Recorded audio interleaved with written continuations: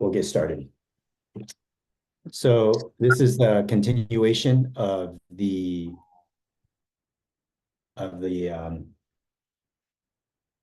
the soccer intelligence series. And so last time we talked about defense, right? Last time we talked about staying compact in a unit and holding the middle, understanding where the threats are. All these things are things that your coach and I will work on once we get back onto the field. So part of it is visualizing it, understanding and talking about it is one thing, but actually doing it is something completely different. So today we're shifting a little bit. We're going to talk a little more about offense, right?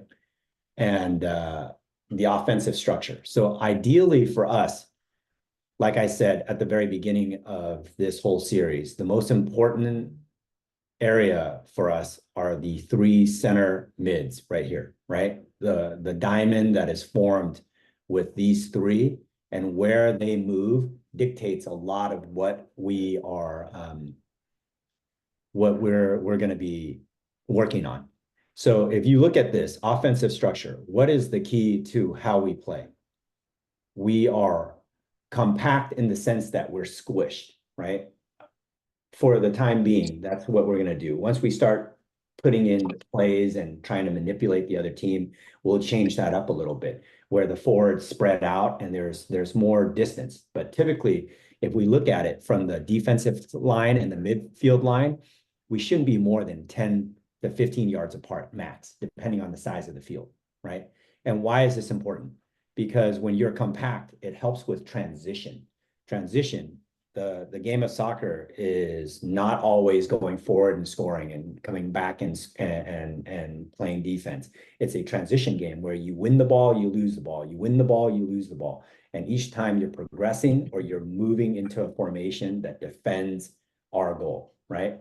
So when you stay compact, what happens is it's easier for us to shift from that wide spread out. Like if you look here defensively, we're kind of as a unit together, right? In the field, and we're shifting back and forth, left and right, depending on where the ball is. But if we're looking at it from an offensive structure, we're in that same 10-yard distance between the lines, defense, midfield, forward. But what we want to do is we want to spread it out. And when we spread it out like this, what you'll see is there's certain channels.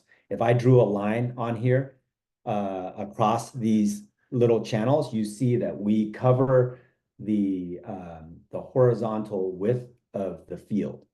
And this is important because when it comes to spacing and when you're playing a tight unit, so if we go over here, if let's say I take this line and we start drawing these lines, right? We can draw these lines like this, where the field should be divided up and there's width on each side. Why is this important? There's a guy on the outside in the middle if he was shifted here, right? And there's, of course, the middle is where we want to hold and out wide. What is this doing? It's forcing the defense, if they aren't a disciplined defense, to stay spread out. So that's important because there's passing lanes between the defense. If they were compact like this, right? If they were compact like this, the options to go through these lines over here would be very difficult. So when on offense, we stay wide. So this is sort of the theory, right? On offense, we stay wide. On defense, we compress. Wide on offense, compress on defense. So as you move forward and back, you're also doing this width thing as well. On offense, we want our wingers wide, and that gives you more time when the ball comes to you. It forces the defense to move more, and it tires them out. So that's the first concept of why we do this, right? On offense, we want our defense and midfield roughly 10 yards apart, 10 to 15, depending on the size of the field. I would like it to be 10 because when you lose a ball and they attack you, let's say this guy's attacking you, he'd have to beat one guy, two guys within that first 10, 15 yards. Versus if you were staying back here and he came, he would beat one guy and have plenty of time to collect the ball and continue at the next guy.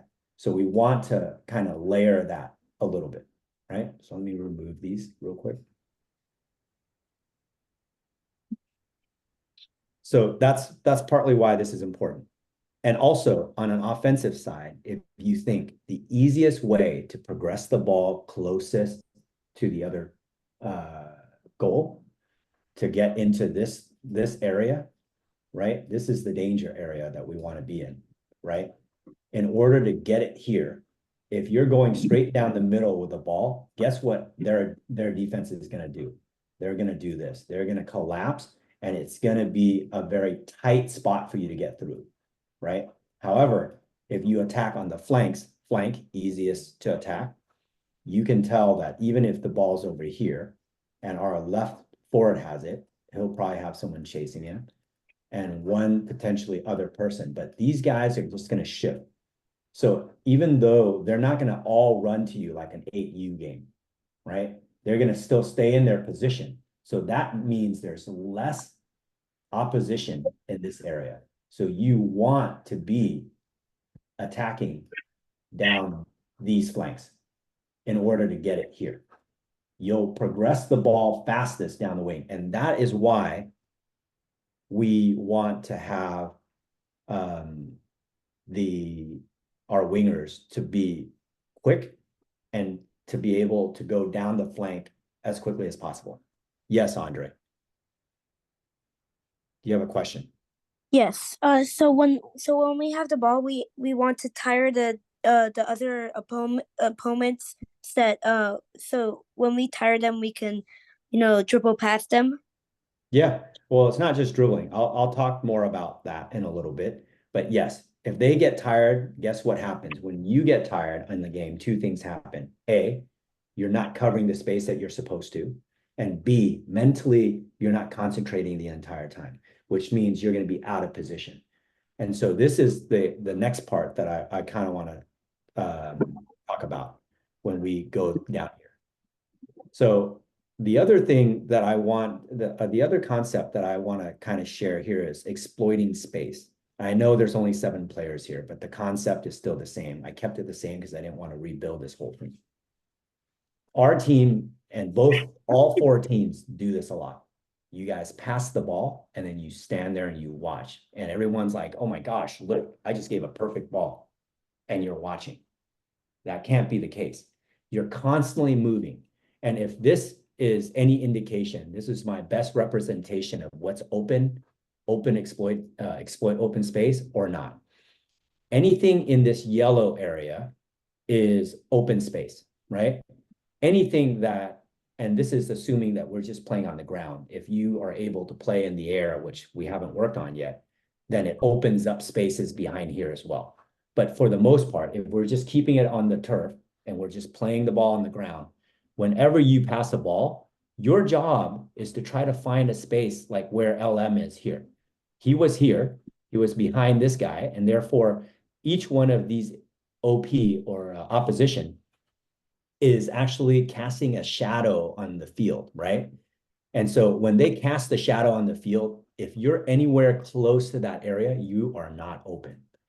So you need to find open space. And open space is when your player has the ball and he can look directly at you, eye to eye, without anybody that can reach their foot out to intercept. That's open.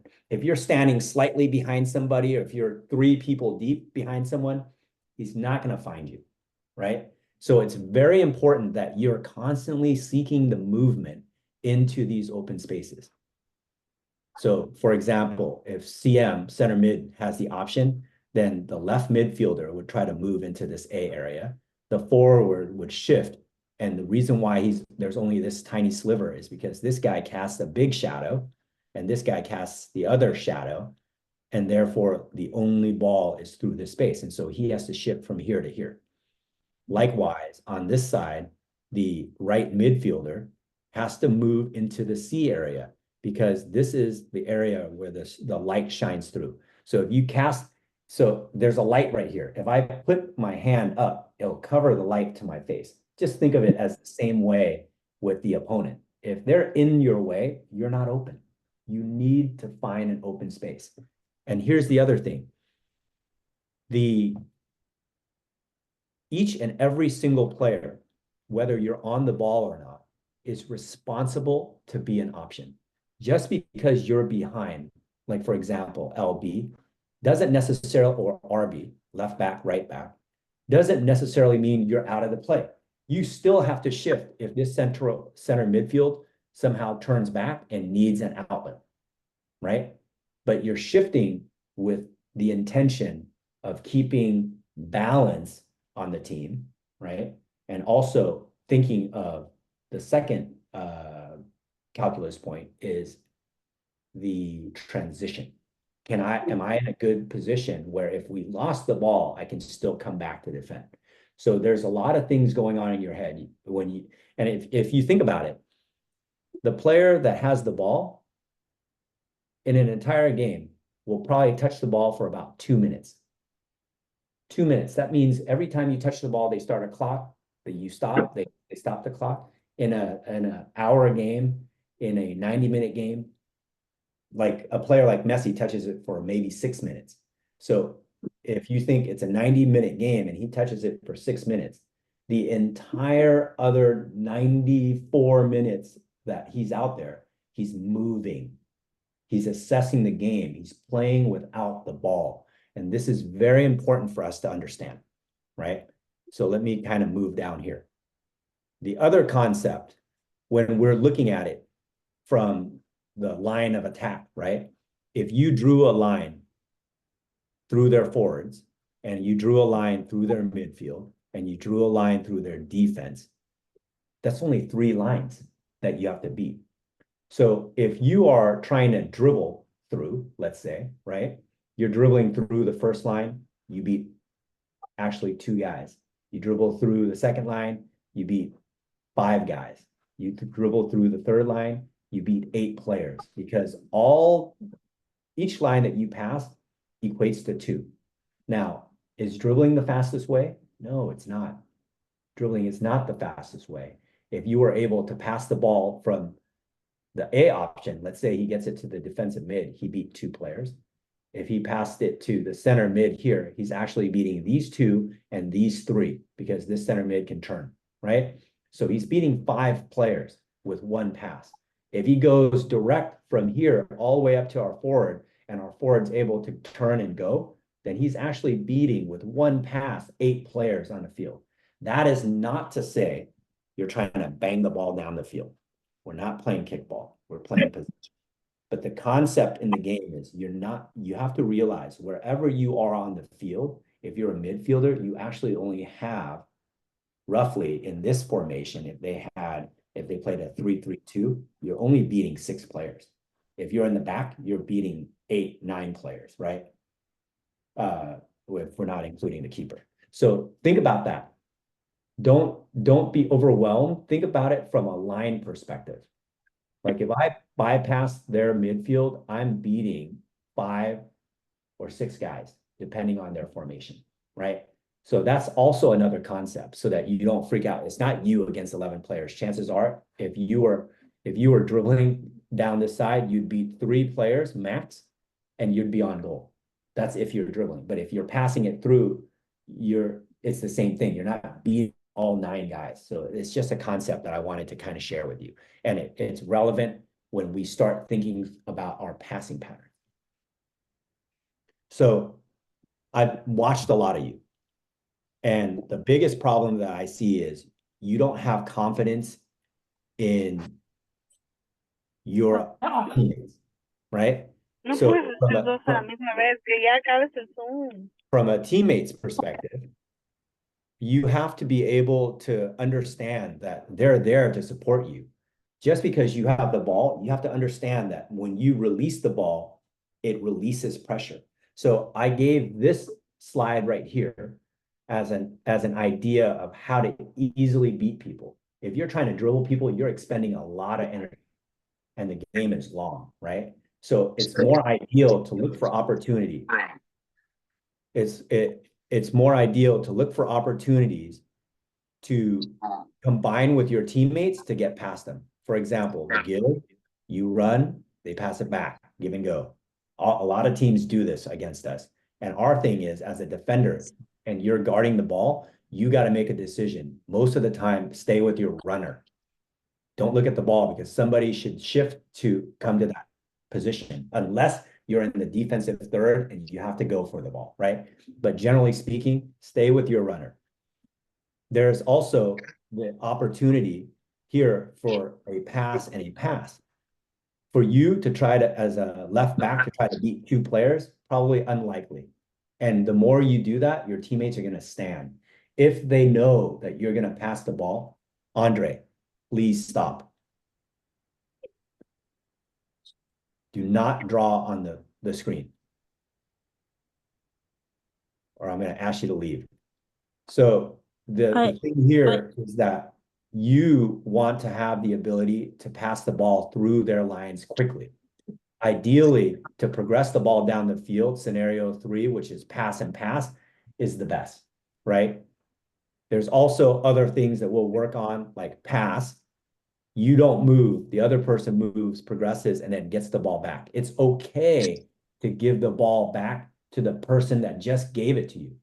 Like, everybody on our team thinks they have to go away from the pass. No. Have you watched the professionals? They can pass between two players for 5, 6 touches, and it's still okay. Have the confidence in your teammates and help them. When you pass, move to a position that provides them support, right? So this is sort of some ideas of how we can progress. Now, here's the crux. Here's the reason why we're having this session. Every single player, and this is kind of a lot for you to process as a goalkeeper, but every single player has options, right? And the reason why I gave the keeper the most option is because when they have the ball at their hand, no one can really come in. So they have plenty of time to decide whether A is the best option, B is the best option, C is the best option, E or F. If you notice, my keepers like Andre, we go to the outside first, right? We don't go down the middle as much, not until we're at a level where we know that we are comfortable and our team understands how to move. I prefer to go wide first, A, B, C. These are your options on both sides, A, B, C, right? For all of you watching and looking at this document, every single position, I give you options on what your movements are. So from a goalie option, you start wide and you go like this. Does that make sense, Andre and Nathan?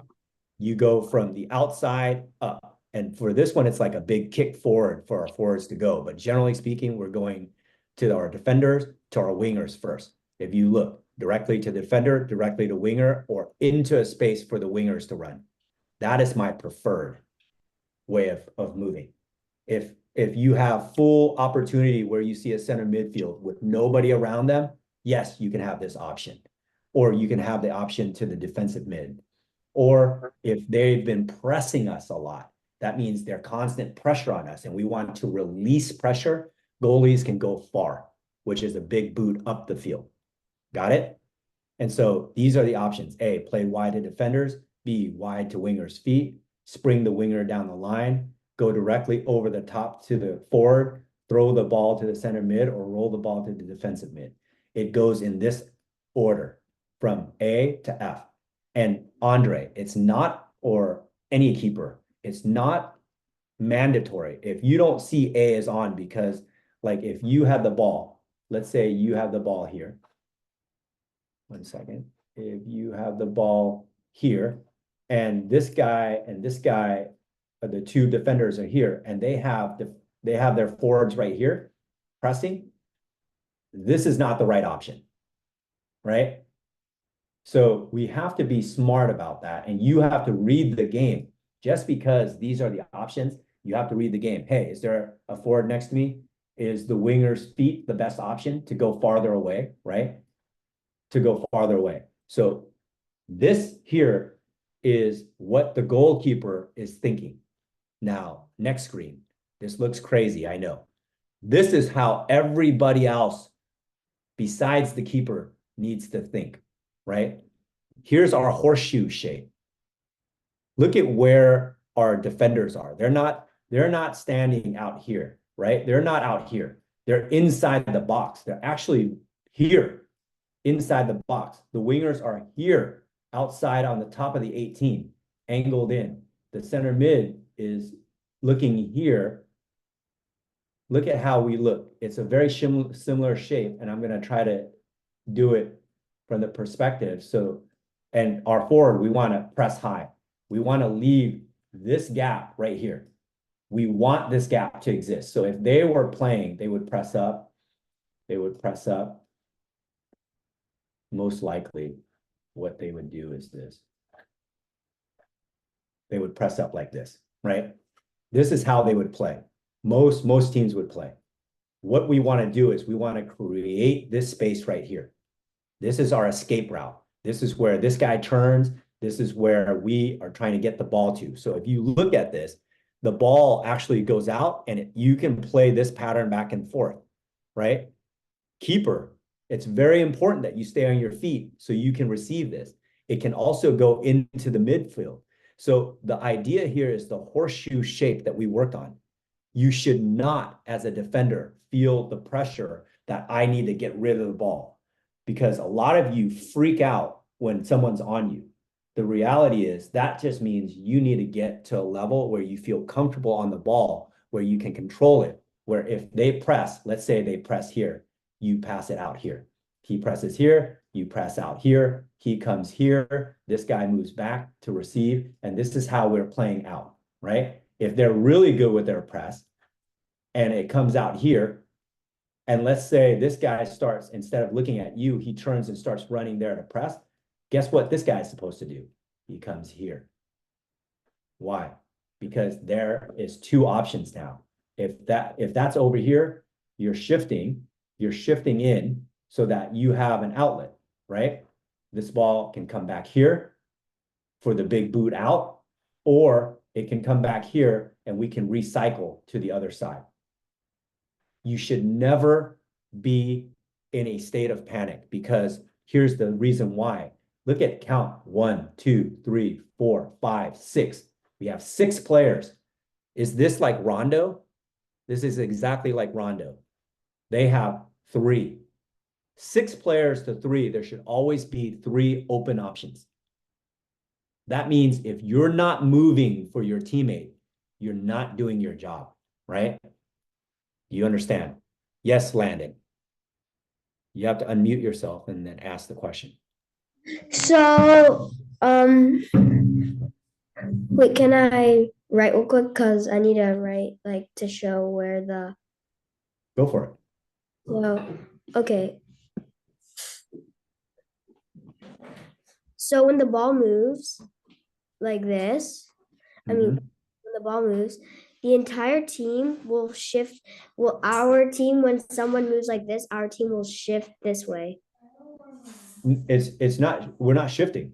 It's not about shifting. Shifting is on the defensive side. You're moving to find the open option, right? You're moving to find the open option. Look how this plays. Let's say we start and the ball starts here, and we can stay here for a little bit. The 2 defenders are almost even with the keeper, right? They're almost even with the keeper. This is how we sit. We keep this space open. The ball comes here. Guess what happens? This guy's going to press, right? Center mid can move to get open. He comes here. This guy's going to get guarded, right? So you could play the ball here. This guy comes, you can play the ball back. This guy turns and presses. He can play up here or he can go back. You're playing keep away. Do you understand? We want them, and why do we want this? We want them to come up. We want them to be here so we can exploit this area. You see, they're going to stay back with the forward. These defenders are going to stay back. Most teams keep them back. So what we want to do is play so that we have an opportunity for you to turn and attack this space right here. Attack this space right here. You can play it up to the forward. He should, and move up, right? and move up so that you can receive the ball back. My point here is not to go through that because you'll see all the options down here. These are all the flight and the movement of the ball that could happen when you're in this area. The whole point here is that we have 6, they have 4. That means there's always 2 guys open, and this includes your keeper. You have to, and this is why it's so important to have a good first touch. This is why it's so important not to feel stressed when you have someone pressing on you, right? So let's move away from the keeper. So we saw the keeper option, right? A, B, C, and then you would then go D, E, F if you need to. But this kind of gives you that horseshoe shape. When the keeper has it, we have to be in this horseshoe shape. The wingers have to be in a position where they could receive the next ball, right? So let's go down to the defensive option. When a defender gets the ball, and this applies for left and right defenders, your first option is the midfield, right? Your first option is the midfield. Your second option is the winger. Your third option is to go far. If they're all tight, you could swing back to your keeper and we go back into this shape, or you could go switch the field to your other defender, right? But this is a very dangerous pass, and you don't want to go across the field unless there is not a lot of pressure. Got it? Or you're 100% sure. This pass is where the forward can intercept and score. So we have to think about that. Why did I give you only 3 options? In the game, as you're playing, so many things are happening. Your teammates are moving, the other team is moving, the ball is coming, they're sprinting at you. In your mind, if you take too long to make the decision, by the time the decision comes, the play is done. It's already shifted. So it's very important for you to understand as a defender that these are your options. So when it's there, when you get the ball and it's there, you go right away. You pass right away. You understand? If you're dribbling, dribble towards the sideline. Dribble away from the goal, which gives you more time as they're all pressing against you. So if we move this all back, let's say, right? We move this all back. Everyone's in their nice location. And, right, let's say you have the ball here. Look at where they are compared to where you are. They're here. They have to run here. They have to run up. So where do you dribble? You actually dribbling towards the sideline if you need to give yourself more space. Got it? So that's what this is. So this is the option for a defender when he has the ball. Get it to our midfield. A1 or A2 is fine. That's your A option. Or go to the winger, and then last resort, if you see an opening, you can go long to release the pressure, right, to our forward. But remember this, please. Now, here's the movement of everybody else that needs to be ready when the defender has the ball. Look at where the keeper is. He's not standing in his goal. He's on this side. Why? Look at all the triangles. As I move the blue into their location of how they're going to press you, look at where the triangles are. You're making triangles around them. So it's very important. And look at where the winger is. He's on the line. He is on the line. You got that? Yes, Andre. So back to the other screen, or on this screen. So when we're so when I'm outside, when I'm passing it, Yeah. what if the defenders get it? What am I? So sometimes Look I at where run you up. are. So let's say you have the ball. It's this is kind of off topic, but when I go to get the ball, they sometimes chip it over me. What am I supposed to do about that? They chip it over you. Who's chipping it over you?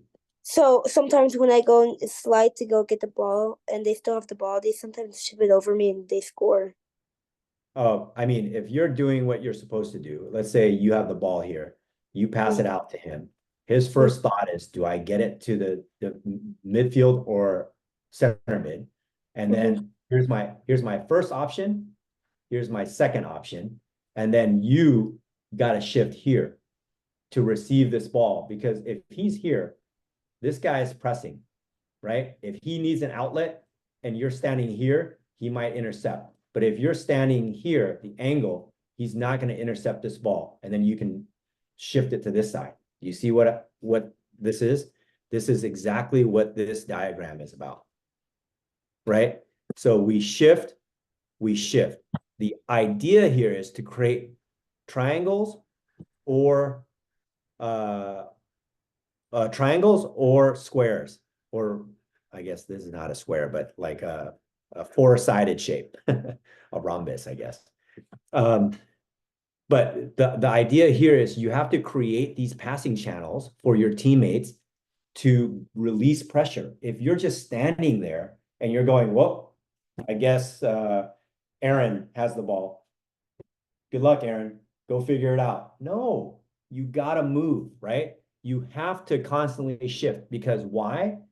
95 to 98% of your game is off the ball. It's where you move when you don't have the ball. 98% of soccer is when you don't have the ball. Do you remember this, please? Because if you think in that manner, it's more important where you move when you don't have the ball than when you do have the ball, almost. Because if you're in the right place, that means your friend or your teammate has the option to pass you the ball, which means the ball is shifting and moving and you're shifting the other team. I know we're at 6, so I'm going to shut this one down and we'll continue with some of the other positions. But the idea behind this section is whatever position you are in, know your options, right? Meaning if you're left back, you know that these are your first options and where you need to pass. If it's open, pass the ball, move it first. We'll start there first. Later on, we'll do the timing, but just know that these are your options. So you're not thinking a million things. Where do I go? You know where to go, A, B, or C. It should always be A, B, or C, right? And if you are the recipient of the pass, if you know you're A1 or A2, don't you think it's best you be moving to get ready for the ball? So if he's here and you know that you're a defensive mid, right? And you know that you're a center mid, you're going to get the option, and you know that you're the second option. You better be in a position where the ball can get to you quickly and easily without anybody in the way. If you're a center mid and you're standing here, you're not in position, right? You haven't shifted to a right place. Well, you don't want to crowd here. You might want to shift out here. You know that potentially if he's cutting off the passing lane, you might not be the option. You know that the defensive mid is the option, and you're going to receive the second pass. You got to think like this, right? The idea behind this is to give you all your options beforehand, so you know where it's moving. And if you're the recipient of that, you better know that, okay, left back got it. I have to move. I can't just stand there. I have to move to get over. You got it? I will stop it here, but I want to tell you one last thing. The center mid is this triangle shape, right? Is this triangle shape here, here, and here. So look at where this shape is. At all times, wherever the ball is, that shape needs to shift in a way where there's two options, right? Remove, remove. So let's say the ball's here. There's two options facing the ball. If the ball moves here, guess what? There's two options here, with one always staying in the middle. As the ball shifts to this side, look at the option. He'll face it. He'll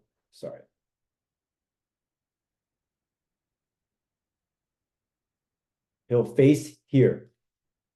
He'll face here. There's always a flat triangle shape between wherever the ball is. Look at this, right? and this triangle. It always shifts where one of the flat base is facing the ball. You understand? If it's at the forward level, it's this base. So how do you shift and how do you move depends on where the ball is. If it's out here, this shape becomes this, right? If it's back here, keeper has it, this shape becomes, this is the only point where it becomes a pointed triangle.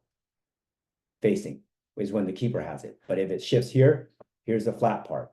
If it shifts here, here's the flat part. If it shifts here, here's the flat part. If it goes up to the forward, here's the flat part. Why? Because you're always creating a triangle.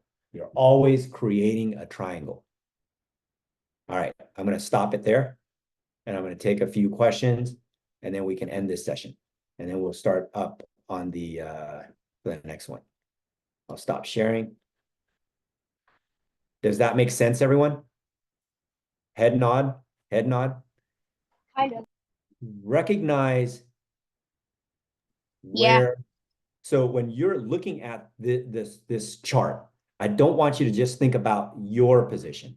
I don't want you to just think, oh, I'm a left back. I just know these are my 3 options and that's it. No, you have to understand every single other position as well. Why? Because within 3 passes, you're getting the ball. Most of the time, within 2 passes, you're getting the ball. So because soccer is 98% off the ball, meaning there is no more you don't touch the ball a lot, you got to constantly move. If you're standing and watching, you're not doing your job. Okay? We'll work on all this on the field. I think our defense needs to understand where to move. Our forwards need to understand where to move. Our defenders need to understand, or our midfields need to understand where to shift. It's all very relevant. The idea behind these, the document is to know your options first. And the second slide related to your options is where everybody else is moving in order to get that ball. And understand, have trust. Just because someone gave it to you, it's okay. You don't have to turn and go forward if it's not an option. If it's an option, yes. But if it's not, go right back to them. Open up. Create those triangles. Put the opponent in the middle of that triangle, and then you're playing rondo. You got it? It's the same way. If we're moving up and we don't have it, Andre and Nathan and all these guys that play keeper, the ball should go back and we reset our form, right? This is what the EA team did to us. When we compressed, they went backwards and went back to their keeper. It gave them all the time to get back to shape, and then they try it again. We aren't there yet. We think every time we get the ball, we're turning. And I saw it during the tournament. I saw it during our scrimmages. We think we have to go up all the time. If the opportunity is there, yes. But I'd rather you keep possession of the ball. Make the other team run. And as they move around, the more passes you give, the more their shape deforms, which gives us better options. Understand? Yep. And the last thing is, when you go forward, they compress. So when you go back, they open up again. It gives you options. All right. Any questions before we end this one?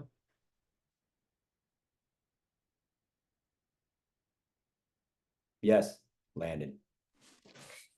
So we have to know what the options are for the passing and stuff like that. 100%. You shouldn't. What I'm giving you is about 80% of the game. I'm giving you the solution to the math equation that is soccer in these slides. If you are able to process and understand what I wrote, your brain should work faster than any other player on the field, right? I'm giving you the solution. 80% of the time, if you just did this, we would dominate every game. The 20% is what you as a player, the individual and the special character that you have in the game produces, right? So if you're in a situation where the pressure is high, choose the options quickly, A, B, or C, right? If the option is more forgiving, then you can do the creation. I've seen too many times where the ball goes into a situation. You guys haven't looked, you haven't assessed anything. And the first thought is, I'm going to turn and go forward. Or a defender is, I don't want the ball. I don't want to make a mistake. I'm going to kick it far. No, because the ball always moves faster than man. If you turn and you pass it to Andre and Andre passes it across to Aaron or somebody, that 1-2 takes less than 2 seconds and you switch the entire field. So we have to kind of get comfortable with that.